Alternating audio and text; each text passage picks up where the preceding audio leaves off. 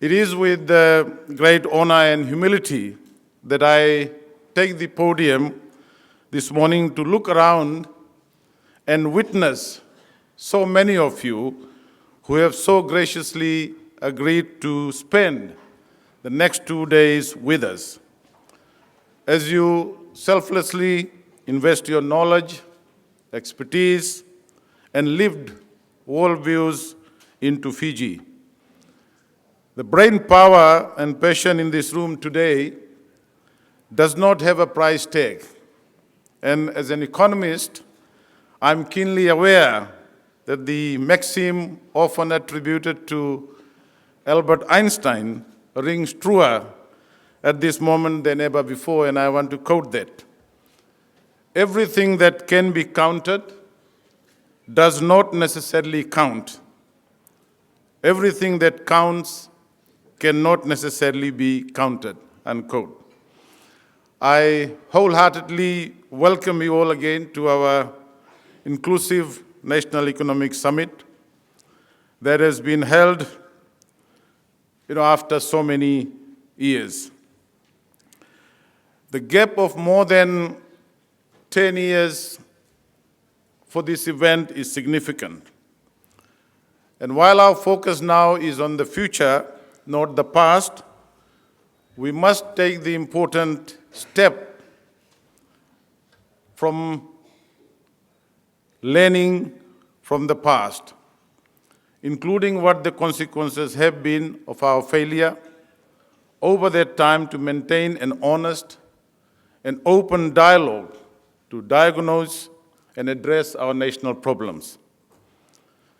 At a time of great global and geopolitical shifts and turns, Fiji must continue to chart its own course for what is pragmatic, relevant, and fitting for our Made in Fiji economic context. We cannot have a shared vision of what that is if we do not talk to each other and harness our capabilities together. As a people, it is almost second nature for us to pitch in and help our citizens during an emergency whenever possible. When a friend, relative, neighbor, or even a stranger has a fundraising, solely, or flat tire on the road, or needs an urgent blood transfusion, anyone who hears or witnesses it immediately pitches in without a second thought. That is our way. And for me, that is the greatest economic power that we have in Fiji, that we can share the heavy load when we need to, and often without prompting. Last year, ladies and gentlemen, the people spoke. They chose a new government. And as a new government, we made a promise that we would be different. We made a promise that we would bring dialogue, consultation, and collaboration to Fiji's national life. And most importantly, that we would restore fundamental rights and freedoms. Our National Economic Summit is an important part of that promise. In the economic life of our country, this is the beginning of genuine, open consultation in an effort to meet our critical economic challenges. Let me begin by confronting the big public issue about the summit so far, what it costs. We have been criticized over the cost of the summit and some of our spending choices. And that is all right. That is what democracy is about. Those who bear responsibility for these decisions, like me, must embrace the flying bricks as well as the bouquets that come with it. 3 days ago, the Honorable Prime Minister clarified that the cost of $360,000 was an estimate and that the summit attracted significant sponsorship. I can assure the nation today that when I do provide the update of the summit in the near future, it will be clear that this consultative process cost the taxpayers of Fiji far less than the estimated cost. This two-day summit before us is about the future. We cannot even begin to think about the future if we do not have the real-time data, ground truths, and solutions that you all know intimately from your diverse spheres of lived expertise. What I do ask as you deliberate in your spaces of thematic areas is that you spare at least 2 minutes getting to understand your fellow group members so that your proposals are richer and stronger when whipped together. And after all, we are hashtag Team Fiji for the next 2 days and beyond. You will see from the paperwork you've received and the agenda that we have set that a huge amount of work has gone into the summit. It was suggested to us that non-government participants should have been involved in the planning. And this is another lesson I have learned from helping to pull together this summit. The current machinery of government simply not attuned to genuine consultation and collaboration. This is a process that we must relearn. This is in no way criticism of the public servants in the Ministry of Finance. We are already short-staffed. Many of our people have worked long hours to organize this event. They have admirably done this work over and above their financial side roles, which they perform conscientiously, just to keep the government financial machinery going. So I want to take this opportunity to sincerely thank all those in my ministry who have brought this summit up to this point and who will carry it beyond the next 2 days. For us as a ministry, the absence of a genuine economic summit for the last so many years has created the wrong thinking that only one group of people or even one person has a monopoly on good ideas. That is why we now lack good processes for collaboration with those outside government. Over the years, these have been lost. We no longer even have a network of people outside government who we can call on and talk to. Part of this first summit is about reweaving this network to know the people out there who can help us in our work. It is one thing to get into a room and hear what people say, but it is a different thing to actively listen and then act on what we have heard, especially if what we have heard is different from what we think. Many of you are now following online via live stream, have studied management, and many of you in this room know this. Many of you from outside government are much better at collaboration than what we are. Turning collaboration into action may appear to be a simple thing, but dealing with complex issues as ours is not easy. Achieving compromise and a common way forward can actually be very trying. As we try to navigate economic policy in a new direction, relearning these skills is critical for government. Some may ask why I have spent so much time talking about our process and not about the economy. The answer is that until we get our process right, we cannot change anything. And this summit is an important part of a new process. Additionally, we have to rebuild institutional integrity. This is fundamental as we collectively gather to overcome challenges that are current and emerging. Institutional integrity and resetting the moral compass of governance are the cornerstones of new economic direction where we can ultimately achieve fiscal consolidation. I want to talk briefly about the summit process and what happens after this. We have an intense 2 days ahead of us. We have plenary sessions like this one, which we hope will set the scene for more detailed discussions.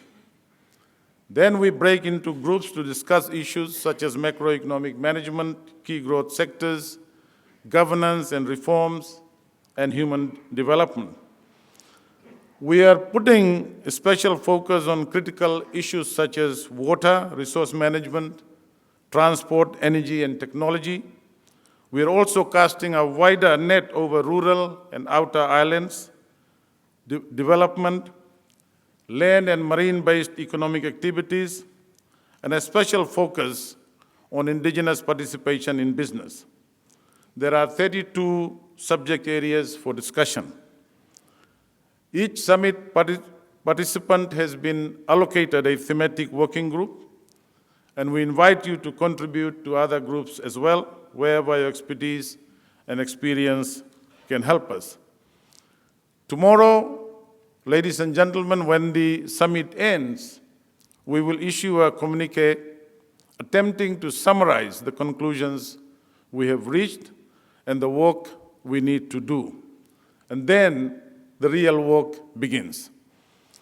Our joint participation and engagement today does not end with the summit. We do not all go home and wait for government to do something. We must all keep working. We want the thematic working groups to continue. We want them to organize themselves to continue meeting and to press for action on the ideas that they have brought up. Some working groups, I know, will give themselves specific tasks to achieve and report on those in the coming months. The National Economic Summit Secretariat will stay on. It will continue to provide resources and support to each group that wants to continue working. We will endeavor to allocate Ministry of Finance staff and meeting spaces to those groups.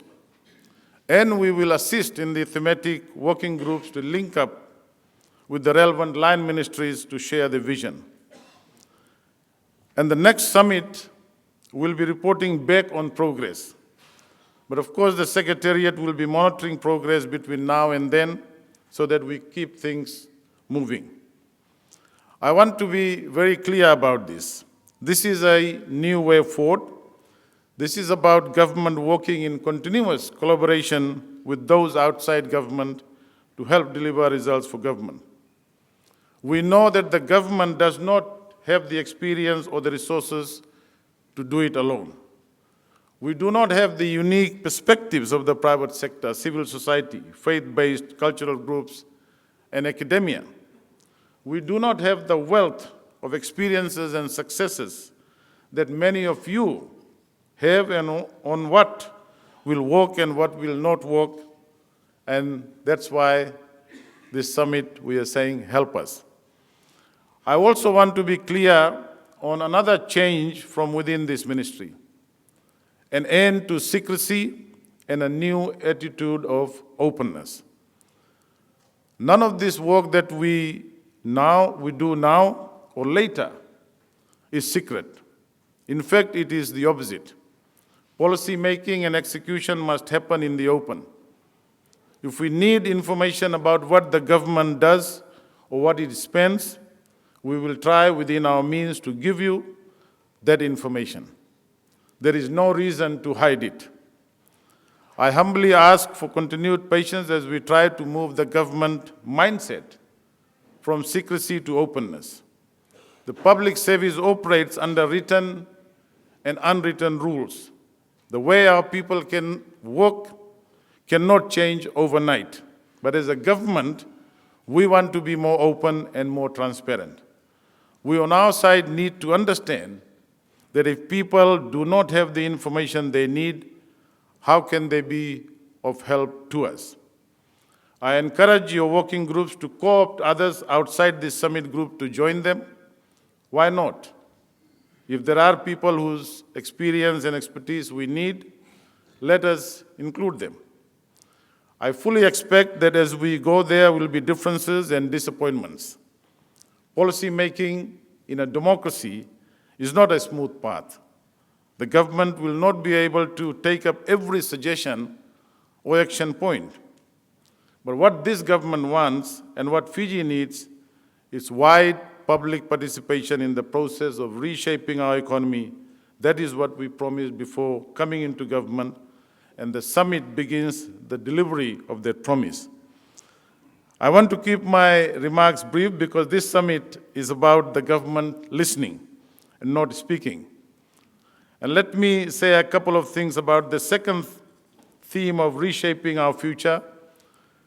Significant economic opportunities lie in tourism, information technology, robotics, artificial intelligence, commercial agriculture, sports, and creative arts and agriculture. I know the Minister for Trade has a growing list of new projects to work on, and I know some of those projects have been unlocked by the change of government. But to take advantage of these opportunities, we must as a nation completely rebuild, reweave, and readapt. The challenges before us are deep and urgent. Many of these cannot be fixed in a 4-year term of a government. They will, in all likelihood, take a generation. Reshaping our future needs investment. That investment will take huge amounts of money. It will take time because we must consult and plan before we execute. And it will require skills and experience, some of which we must bring in from overseas, some of which we must find at home. Finding money and saving time for these investments are our prevailing challenges. But in the area of skills and experience, we can get some quick wins by looking to our own people. If we can bring our own people together and align our heads and hearts to find a common way forward, we can make an important start. I need not go into the nitty-gritty of the multi-layered challenges before us as a nation, especially our deeply challenging levels of government debt, but I'm optimistic that the trust and confidence we build here, firstly among each other during the next 2 days, will spin outwards and accelerate the economic winds of change that Fiji needs. That is why we are here. We have important work to do. I gratefully acknowledge and thank you all for the time you have given to us and the work you are prepared to do for our country. I know that we will learn from each other over the next 2 days and grow in our own wisdom and experience, that we will set our beloved home for Fiji on a new path towards peace and prosperity. I leave you with a compelling New Year's statement made in 1969. And it goes like this: we have to strive to realize our aspirations. We cannot improve our standard of living unless we share what we produce equitably. Even with the most equitable distribution, unless we produce more, we cannot have much to share. Our prosperity largely depends upon purposeful and tireless endeavor on the part of all. It is intelligent work accompanied by thrift which makes individuals as well as nations prosperous. Let us not forget that our destiny is largely in our hands, unquote. That was from the National Federation Party's founding leader and one of the giants of Fiji's history, late Mr. A.D. Patel, the first social services minister in Fiji's pre-independence administration. 54 years on, we have come together once more to craft Fiji's future. Dialogue and collaboration return to center stage where they belong. And I want to say, let's get started. Thank you very much. Minaga bakalevu, dhanyawad, and shukriya.